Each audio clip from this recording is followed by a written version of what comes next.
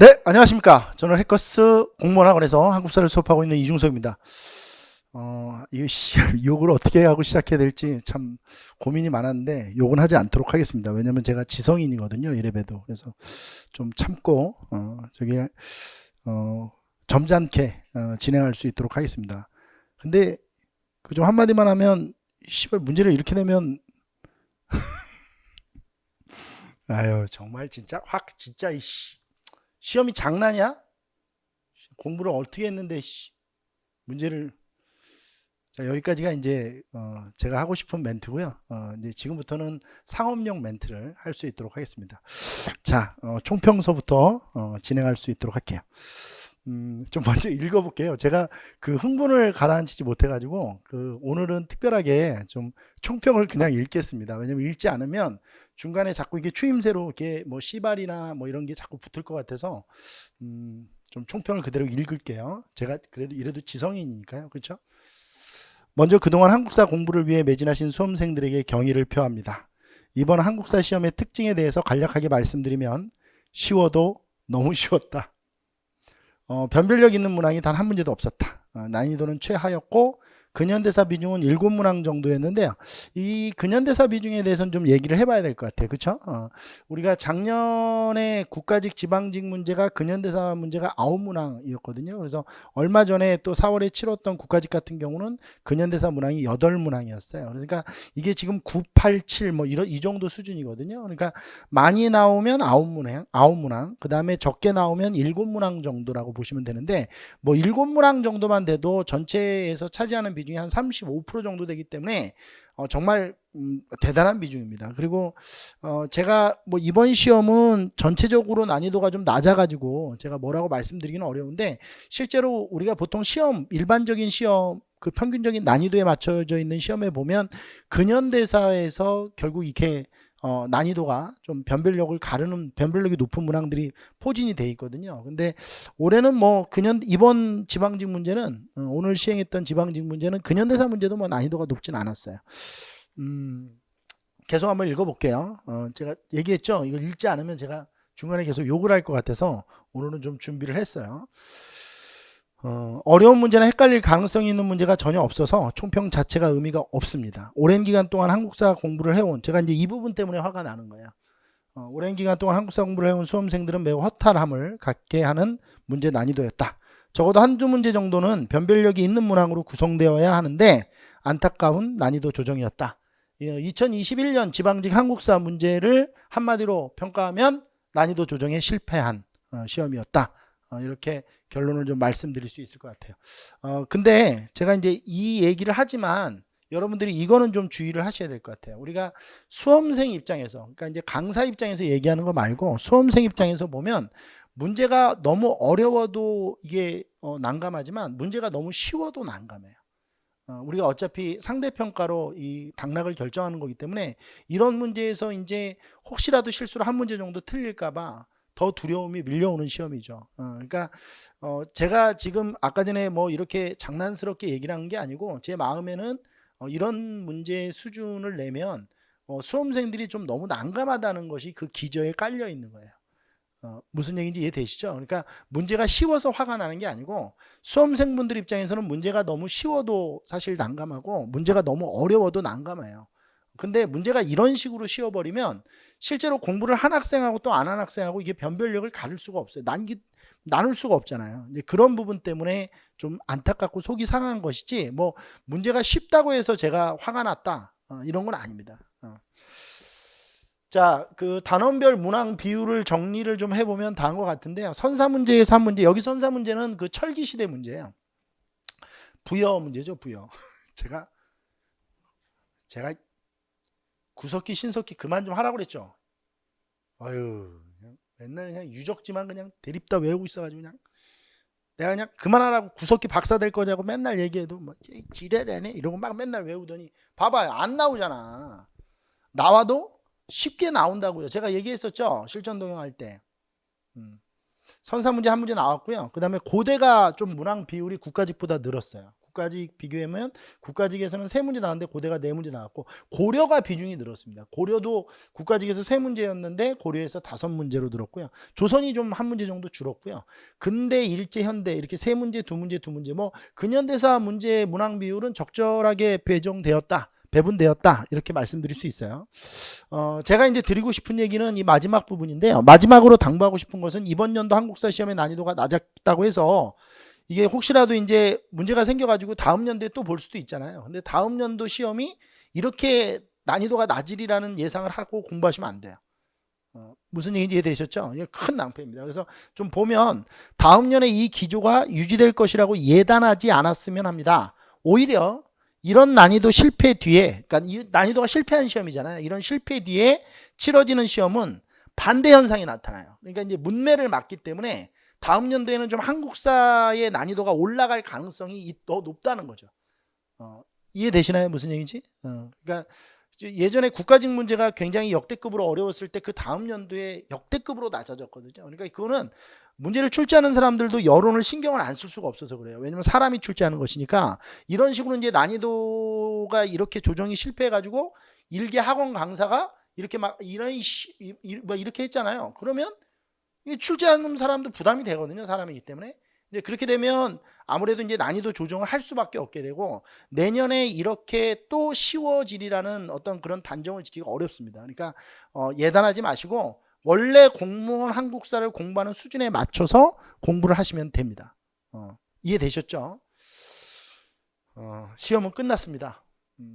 잘 쉬시고 오늘 내일 잘 쉬시고 맛있는 것도 좀 많이 드시고 그리고 여러분들의 그 땀 흘린 그 시간에 정말 박수를 보냅니다. 이중석의 총평은 이것으로 마무리하겠습니다. 자, 다음 우리 해설 좀 들어가 볼게요. 근데 이게 죄송합니다. 자꾸 웃음이 나와가지고 제가 여러분들 문제가 쉬워서 웃는 거 아니라고 분명히 얘기했죠. 어이가 없어서 웃는 거예요. 오해하시면 안 돼요. 또 저 새끼 좀 문제 쉽다고 막 웃고 지랄이네 이러면 안 돼. 하여튼 문제가 쉬워서 웃는 게 아니고 좀 어이가 없어요. 왜냐면 문제가 이렇게 지금 풀려고 마음 먹으니까 더 짜증이 나는 게 뭐냐면 이게 중학교 내신고사 문제도 아니고 이게 무슨 고등학교 무슨 이게 제가 이제 제일 무시하는 그 한능검 시험보다도 오히려 더 쉬웠던 것 같아요. 저로서는 좀 짜증이 나죠.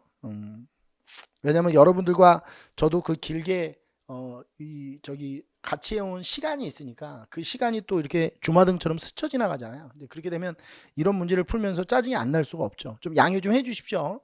제가 특히 또 제가 이제 걱정스러운 건 특히 이런 문제들을 실수로 틀린 분들이 제가 이런 식으로 또 이렇게 해설하는 데 있어서 저 비아냥 이런 거 아니에요. 오해 없으셔야 돼요. 알겠죠? 너무 공부를 많이 하신 분들이 좀 그 당혹스러웠을 그런 생각을 하니까 이렇게 좀 어이가 없어서 피식피식 웃는 거니까 1번서부터 좀 보죠. 자, 다음에 해당하는 나라에 대한 설명으로 옳은 것은 그랬습니다. 이 은력 정월에 이거 정월이에요. 이거 틀렸습니다. 정월에 지내는 제천 행사는 나라에서 여는 대회로 날마다 먹고 마시고 노래하고 춤추는데 이를 영고라고 한다. 그러니까 은력을 사용하고 제천 행사를 영고라고 한다. 이때 형옥을 중단하고 죄수를 풀어주었다. 국내에 있을 때의 의복은 흰색을 숭상하며 흰 배로 만든 큰 솜에 달린 도포와 바지를 입고 가죽신을 신는다. 외국에 나갈 때는 비단 옷, 수놓은 옷, 모직옷을 즐겨 입는다. 이렇게 돼 있어요. 부여에 대한 설명이에요. 선생님 왜요?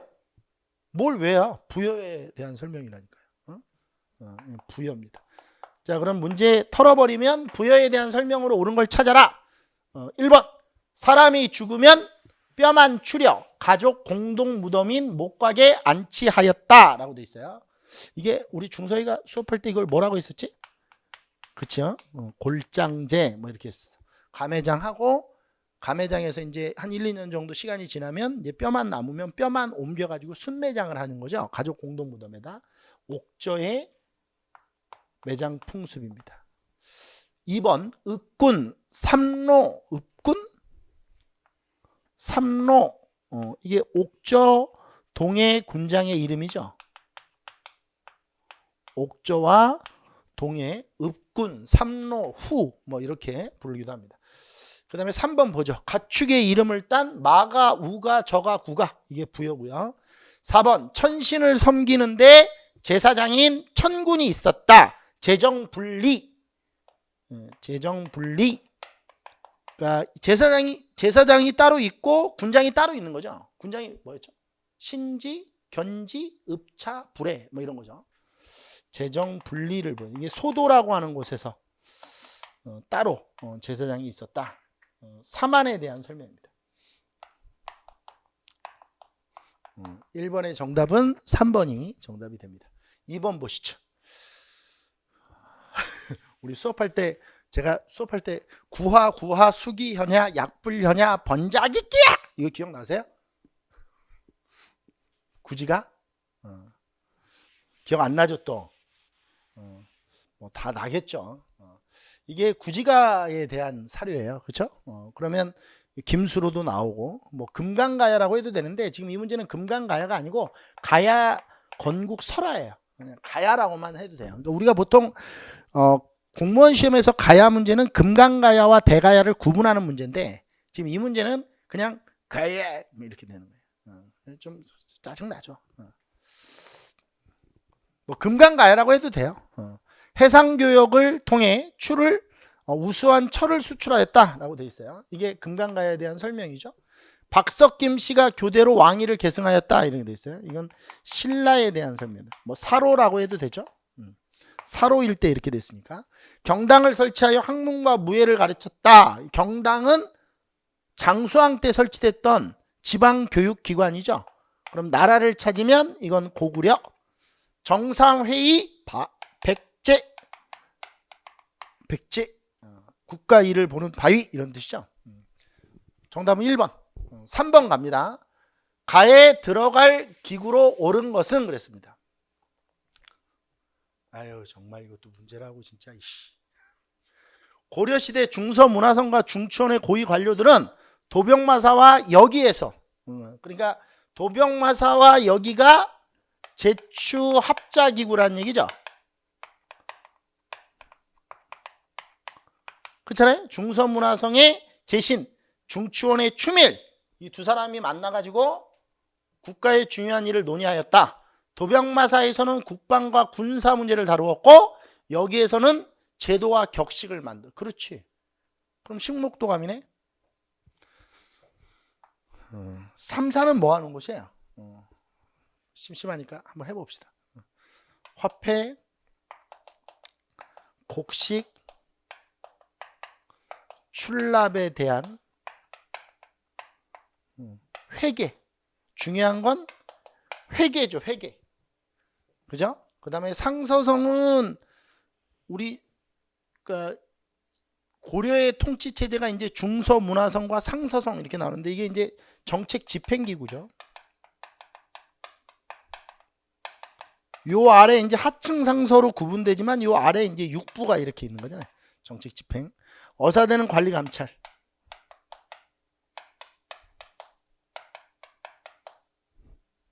정답은 4번이 정답입니다. 이런 스피드면 20분이면 끝나겠네요. 뭐 설명할 게 없어가지고. 자, 4번 봅시다. 가에 대한 설명으로 옳은 것은 건국 초부터 북진 정책을 추진한 고려는 발해를 멸망시킨 이 나라를 견제하고 발해가 누구에 의해서 멸망했는데요? 거란? 요. 그죠? 926년에 야유라보기의 침입으로 멸망했죠. 거란을 견제하고 송과 친선 관계를 맺었다. 이에 송과 대립하던 거란, 요는 고려를 경계하여 여러 차례 고려에 침입하였다. 3번 쳐들어왔죠. 거란에 3차례 침입이 있었어요. 그렇죠? 1차 침입은 서희, 2차 침입은 뭐 양규, 3차 침입은 강감찬 뭐 이런 사람들이 떠올라야죠. 1번 강조의 정변. 강조의 정변은 1009년에 일어난 사건인데 이게 목종을 폐위하고 현종을 옹립했죠. 목종을 폐위하고 현종을 옹립했단 말이야. 자, 근데 이 강조의 정변 때문에 뭐가 일어나지? 아, 2차 거란 침입. 왜 2차 거란 침입이 일어난다고 그랬지 중서이가? 1차 거란 침입할 때 그 거란과 사대 관계를 맺었잖아요. 보통 이제 사대 관계를 맺으면 왕이 바뀌고 이러면 알려야 되는데 이걸 알리지 않고 왕을 교체했다고 해서 거란의 성종이 이걸 구실로 쳐들어오는 거죠. 그래서 결국 2차 거란 침입의 원인이 되죠. 그래서 2차 거란 침입은 1010년에 2차 거란 침입이 일어나는데 이게 답입니다. 고려의 동북구송을 돌려달라고 요구했던 건 여진이에요. 여진. 여진족이죠. 다루가치를 배치하여 고려의 내정을 간섭하였다. 몽골이라고 해도 돼요. 몽골. 이것도 몽골. 몽골. 정답은 우리 민족에 대한 거니까 정답은 1번이 정답이 됩니다. 그 다음에 5번 보시죠. 가에 들어갈 기구로 옳은 것 그랬어요.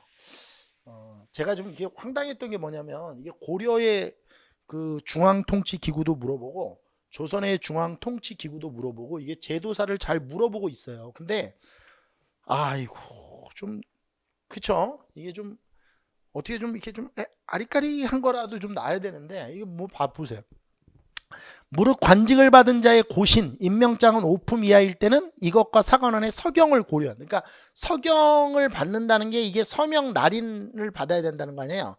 근데 이 사관원과 뭐가 서경권을 행사하는 거야? 같이. 사헌부죠. 그러놓고 밑에다 또 이게 헷갈릴까봐 시정을 논하고 모든 관원을 규찰한다 이렇게 넣어놨어요. 그리고 뭐 사헌부가 뭐냐 이렇게 설명하는 것도 아니고 그냥 1 사헌부 2 교서관 이렇게 넣어놓은 거예요. 이게 이제 출판하는 곳이고요. 교서관은. 승문호는 외교 문서 작성하는 곳이죠. 그 다음에 승정호는 왕명 출납. 그러니까 어떻게 보면 이제 왕의 비서. 왕명 출납.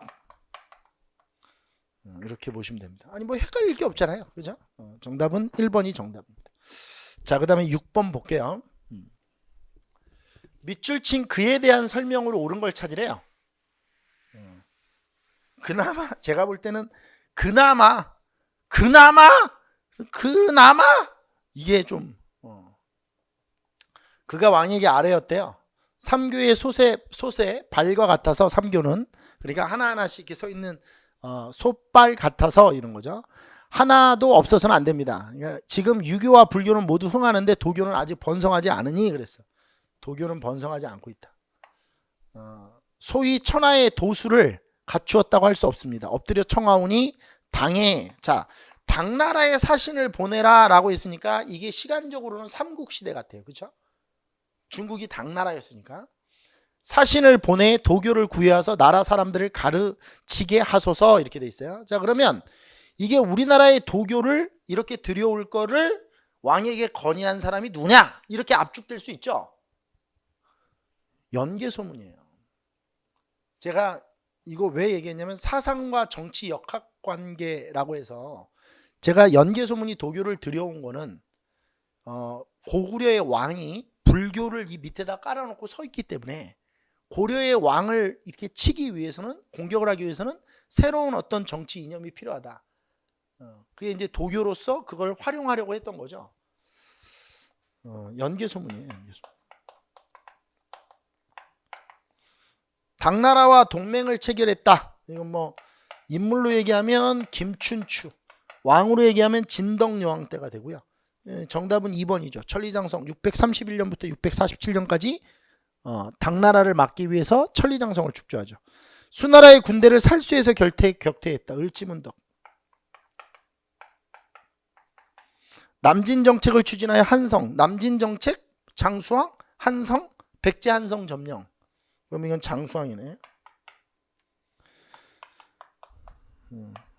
정답은 2번이 정답이 됩니다. 자, 그 다음에 7번 갑니다. 가 인물에 대한 설명으로 옳은 것은 가가 귀산 등에게 말하기를 세속에도 5개가 있으니 라고 돼요. 세속 사바세계. 그러니까 부처님의 세계가 아닌 세속적인 삶을 살 수 있는 5개의 계율을 얘기하는 거죠. 사군 이충, 사친 이호, 교우 이신, 임전무퇴, 살생유택, 원광.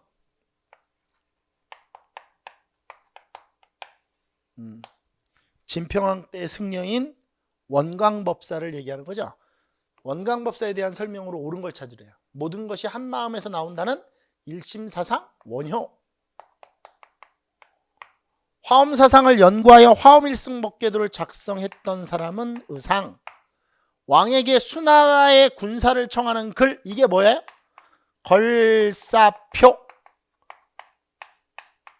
실제로 이 걸사표가 넘어가죠. 그리고 실제로 수나라가 고구려를 쳐요. 그렇죠? 이게 정답이네요. 원광이 지었죠. 인도를 여행하여 왕호 천축국전을 썼다. 해초. 인도 여행은 저도 했는데요. 그렇죠? 제가 인도 여행 스토리 얘기 들었던 기억나죠? 가자마자 그 여권이고 뭐고 싹 다 도둑질 당한 거. 그래가지고 거지처럼 살다 온 거. 8번. 가나에 들어갈 이름을 바르게 연결한 것. 저는 개인적으로요, 이 실학 문제가 아니 이런 식으로 나오는 건 진짜 처음 봤어요. 아니 이건 뭐 그냥 정말. 이 사람은 북학위를 저술했대요. 박지원의 제자죠. 그 다음에 해동역사 편찬했대요. 그럼 한치윤. 정답은 3번. 9번 넘어갑니다. 다음 사건을 시기순으로 바르게 나열한 것은 그랬어요. 정중부와 이방이 정변을 일으켰대요. 무신정변. 최충원이 이민을 제거하고 권력을 잡았대요. 1196년. 충주성에서 천민들이 몽골군에게, 이게 5차 진입이죠. 2차 몽골 진입. 5차. 이자겸이 척준경과 더불어 난을 일으켰다. 뭐 더불어 당해? 하여튼 더불어. 1126년. 그럼 어떻게 되나요? 이게 이제 고려 중기니까 이게 제일 먼저 나와야 되고, 라가. 이거 왜 이렇게 쉬워 또 이거. 참. 라가나다. 3번이 정답입니다. 라가나다. 넘어갑시다. 자, 이번 그 2021년 지방직 한국사는 그냥 해설에 거의 의미를 두지 않겠습니다. 가 지역에 대한 설명으로 옳은 것. 나는 사만 산천의 음덕을 입어 대업을 이루었다. 이 지역은 수덕이 순조로워 우리나라 짐에게 뿌리가 되니 대업을 만대에 전할 땅이다. 왕은 추나 추동 네 계절의 중간달에 그곳에가 100일 이상 머물러 나라를 안녕케 하라. 이게 태조 왕건의 훈요 10조예요. 훈요 10조에서 여기가 지덕이 수덕한 곳이니 왕이 100일 이상 머물도록 해라 라고 했던 것은 바로 서경이죠. 서경. 평양을 찾는 거예요. 평양. 이곳에 대장도감을 설치하여 제조대장경을 만들었다. 강화도죠. 강화도 선원사. 강화도 선원사라는 절에 대장도감이 설치되잖아요. 진울이 이곳에서 수선사 결사운동을 펼쳤다. 그럼 수선사지 뭐. 수선사가 원래 길상사잖아요. 길상사가 지금의 전남 순천, 송광사니까 여기는 순천이네요. 망이 망소이가 공주에서 봉기했던 거는 공주 명학소예요. 몽골이 이곳에 동령부를 두었다. 이곳이 바로 서경이죠. 동령부. 그죠? 여기를 뭐라고도 하죠? 동령부. 자비령 이북. 기억납니까? 자비령 이북. 이게 이제 서경이죠. 정답은 4번이 정답입니다. 자, 그 다음에 11번 볼게요. 다음 내용의 역사서에 대한 설명으로 옳은 것은 왕께서 우리나라 사람들은 유교 경전과 중국 역사에 대해서는 자세히 말하는 사람이 있으나 우리나라의 사실에 이르러서는 잘 알지 못하니 매우 유감이다. 중국 역사서에 우리 삼국의 열전이 있지만 상세하게 실리지 않았다. 또한 삼국의, 지금 삼국시대를 얘기하는 것 같아요. 삼국의 고기, 옛 기록에는 문체가 거칠고 졸렬하며 빠진 부분이 많으므로 이런 까닭에 임금의 선과 악, 신하의 충과 사. 자, 그럼 뭐야? 임금을 쓰고 신하를 쓰고 이게 어떤 형식이죠? 기전체 형식이죠. 그래요. 국가의 안위 등에 관한 것을 다 드러내어 그로써 후세에 권계를 보이지 못했다. 마땅히 일관된 역사를 완성케 하고 만대에 물려주어 해와 별처럼 빛나도록 해야 하겠다라고 하셨습니다. 이게 삼국 사기와 관련되어 있는 사료죠. 이게 기전체잖아요. 그렇잖아요. 기전체. 이게 뭐예요? 이게 임금이 본기, 이게 열전, 기전 이렇게 되는 거 아니에요? 그러면 삼국의 역사를 기전체로 썼다. 와, 정말 어렵네요. 그죠? 삼국사기. 우리가 지금 이런 문제를 풀려고 제가 생각해보면 이게 인생이랑 시험이 똑같아요. 그죠? 정말 열심히 했는데요. 고려 역사서를 얼마나 공부했어. 근데 이게 결국 이렇게 나와버리는 거야. 또 반대가 될 수도 있죠. 좀 게을르게 안 하면 또 어떻게 나와요? 또 문제가 어렵게 나오죠. 인생이랑 똑같아요. 그러니까 항상 우리가 대비하는 마음은 어떻게 해야 돼요? 항상 열심히 해야죠. 이런 문제가 쉬웠다. 이게 오늘처럼 이렇게 문제가 쉬웠다고 열심히 안 할 수는 없어요. 인생을 그렇게 살 수는 없잖아요. 인생하고 똑같은 것 같아. 불교를 중심으로 신화와 설화를 정리하였다. 삼국유사.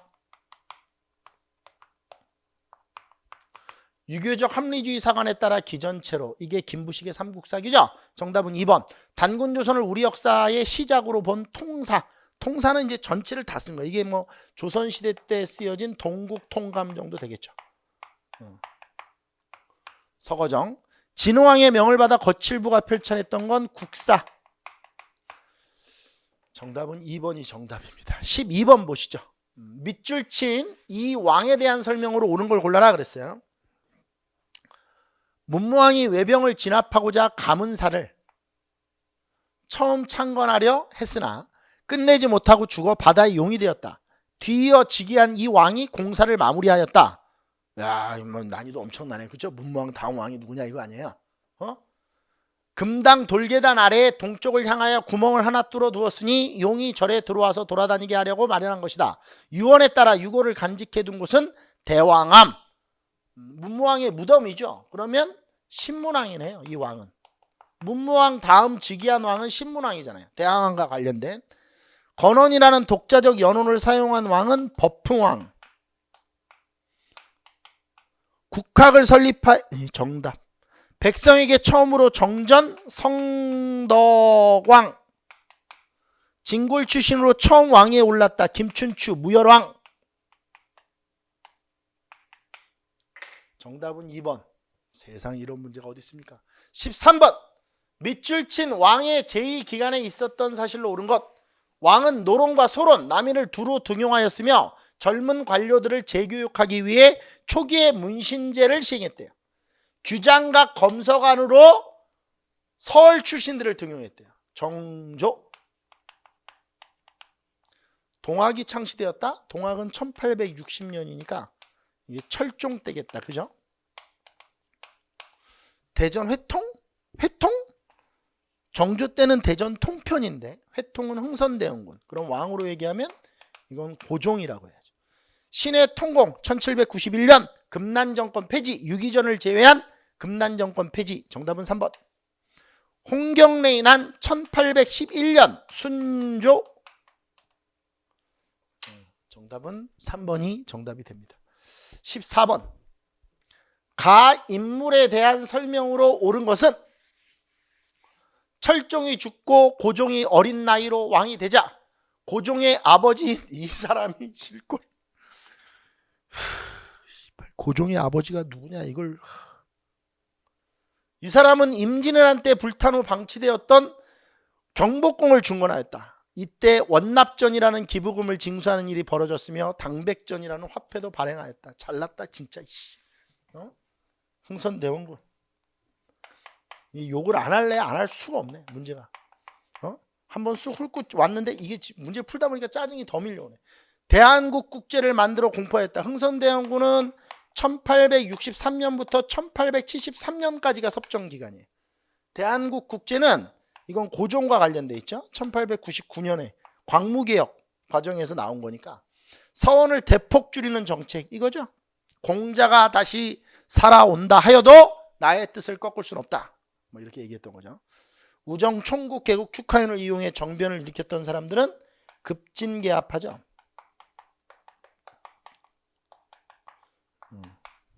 할 일도 없는데 뭐 이름이나 부르세요. 김옥균, 박영유, 홍영식, 서광범, 뭐 서재필도 있는데 서광범까지만. 황춘신의 조선 책략을 가져와 널리 유포하였다. 3차 죄송합니다. 2차 수신사로 갔던 김홍집 1880년에 2차 수신사로 갔던 김홍집이 황춘신의 조선 책략을 우리나라에 유포시킨 사람이죠. 정답은 2번이 정답입니다. 자, 15번 갑니다. 가 단체의 활동에 대한 설명으로 옳은 것은 탁골공원에 모인 수많은 학생과 시민이 독립선언식을 거행하고 만세를 부르며 거리를 행진하였다. 이후 만세 시위는 전국으로 확산하였다. 이 운동을 계기로 독립운동가 사이에는 독립운동을 더욱 조직적으로 전개하자는 공감대가 형성되어 이것이 만들어졌다. 그렇죠. 이게 지금 3.1운동인데요. 그럼 3.1운동 이후에 독립운동의 구심체 역할을 할 수 있는 어떤 조직의 필요성, 이런 것에 대한 자각, 이것에 의해서 만들어진 게 뭐냐? 임정이죠. 뭐 대한민국 임시정부 있는 거예요. 밑에 읽어보면 임정은 구미위원부를 설치하는 등 적극적 독립운동을 만들었다 이거 아니에요. 펼쳐나갔다. 대동단결 선언, 이 대동단결 선언은 1917년에 상하이에서 발표된 거예요. 이거는 3.1운동이 일어나기 전에 발표된 거죠. 이게 신한혁명당과 관련되어 있는 거예요.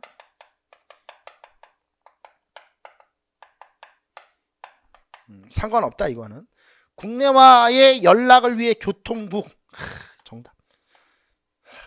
교통국. 연통제 교통국. 독립군을 양성하기 위해 신흥무관학교를 설립하였다. 이 신흥무관학교를 설립한 거는 우리가 이제 학생들이 질문을 많이 하는데 신민회라고 하면 돼요. 근데 이제 수험생들이 선생님 신민회는 1911년에 해체되잖아요. 신흥무관학교는 1919년에 만들어지는 건데요. 그래요. 알겠어요. 알겠는데 이 신흥무관학교의 원래 이름이 신흥강습소거든요. 그래서 신흥강습소가 1911년에 만들어지고 1913년에 신흥중학으로 바뀌고 1919년에 신흥무관학교로 바뀌잖아요. 그럼 이 전신이 신흥강습소니까 3번은 그냥 신민회라고 하시면 돼요. 알겠죠?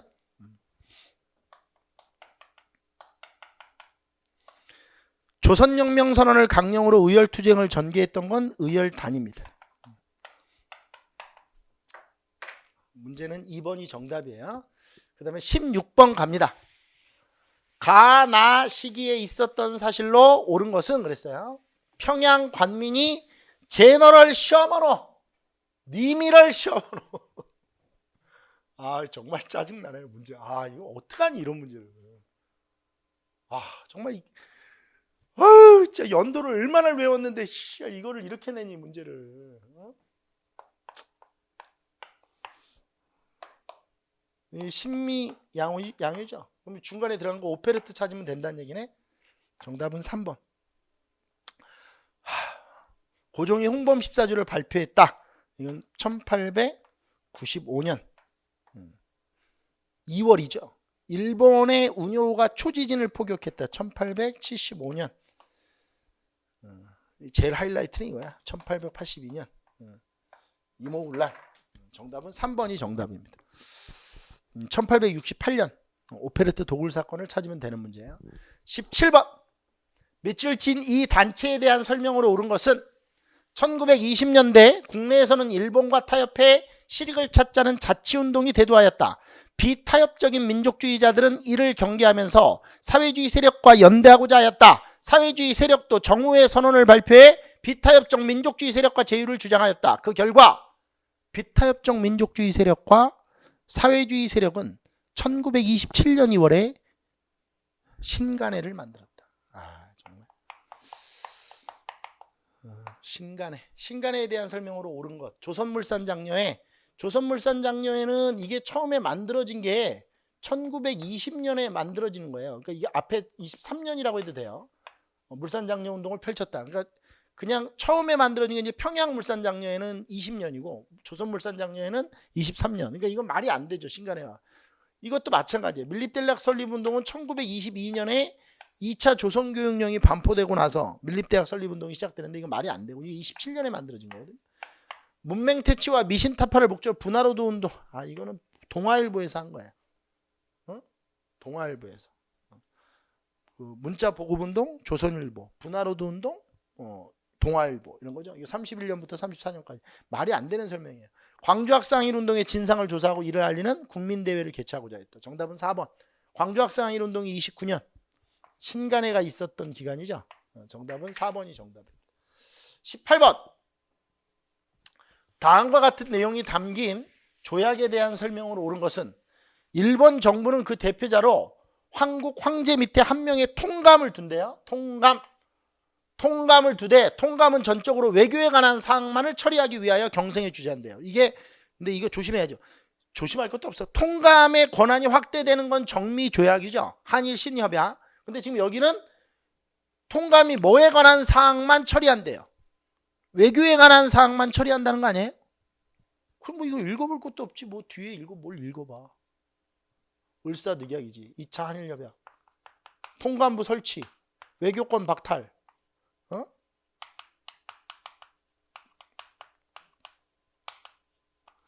통감부 설치. 외교권 박탈. 다음과 같은 내용이 담긴 조약에 대한 설명으로 옳은 걸 찾아라.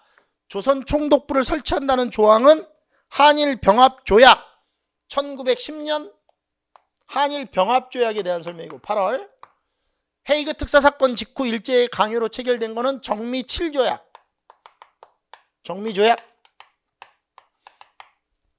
방공령 시행 전에 미리 통보해야 한다는 합의. 이건 개정조일통상장정.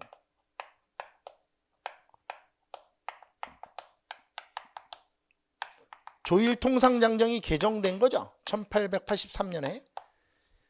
4번. 일본의 중재 없이 국제적 성격을 가진 조약을 체결할 수 없다. 이게 뭐예요? 외교권이 없다. 이 얘기 아니에요. 그렇죠? 외교권이 없다. 일본의 중재를 거쳐서만 다른 나라와 조약을 체결할 수 있다. 외교권 박탈. 정답은 4번. 19번. 가에 대한 설명으로 옳은 것. 1946년 12월 모스크바에서 미국, 소련, 영국의 외무장관들은 한국 문제를 논의하였다. 이 회의에서 미국, 소련, 영국, 중국이 최장 5년간 신탁 통치를 시행한다는 합의가 이루어졌다. 또 미국과 소련이 이것을 개최해 민주주의 임시정부 수립 문제에 대해 논의하기로 하였다. 미국과 소련이 이것을 개최해서 민주주의 임시정부? 이 합의에 따라 1940년 3월에 서울에서 이게 시작됐대. 미소 공동위원회죠. 뭐예요? 모스크바 3국 외상회담에서 신탁 통치하기로 했고 신탁 통치 정부 수립하기 위해서 미소 공동위원회 설치하기로 했잖아요. 그 미소 공동위원회는 우리나라의 임시정부를 설치하기 위한 회의 기구였죠. 근데 미소 양측의 의견 차이로 결렬되잖아요. 1, 2차 모두. 미국은 찬반탁 모든 세력으로 정부를 구성하자. 소련은 당시에 찬탁 세력으로만 정부를 구성하자. 이렇게 주장해가지고 이견이 타협을 보지 못하고 결국 결렬을 했다. 중서희가 이걸 어떻게 얘기했죠? 한반도에 들어서는 정부가 자국의 우호적인 정부가 되기를 바라는 미소 냉전의 그 첨예가 바로 우리나라의 이 정부 수립을 막았다. 이렇게 얘기했잖아요. 조선건국준비위원회를 조직하는 성과를 냈다. 이거는 조선건국동맹이겠죠. 조선건국동맹이 조선건국준비위원회를 만드는 거니까요. 민주공화제를 핵심으로 한 재헌헌법을 만들었다. 이거는 뭐 전혀 상관이 없죠. 미소공동위원회에서 무슨 민주공화제 재헌헌법을 만들어요. 그렇죠? 이거는 말 그대로 재헌국회에 대한 설명이죠. 1948년 5월 10일에 선거를 통해서 이 수립된 재헌국회에 대한 설명이에요. 유엔 감시하의 총선거로 정부를 수립한다는 결정을 내렸다. 유엔 감시하에 남북한 인구 비례로 유엔 감시하에 총선거 정부. 이건 유엔 총회잖아요. 그렇죠? 47년 11월에 시행된 유엔 총회에 대한 설명. 정답은 1번이 정답입니다. 20번. 가식에 있었던 사실로 옳은 것. 4.19 혁명이 일어났대요.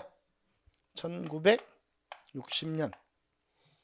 유신헌법이 공포됐대요. 1972년.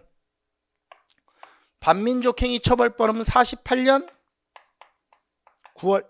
7.4 남북공동성명이 72년 7월. 이게 72년 10월. 이게 답이네. 남북한 유엔 동시가입이 91년. 5.18 민주화운동이 80년. 문제가 확 그냥 아유 씨. 정답은 2번. 자, 고생들 했고요. 고생하셨어요. 고생하셨다고요. 해설 강의는 여기까지 하겠습니다.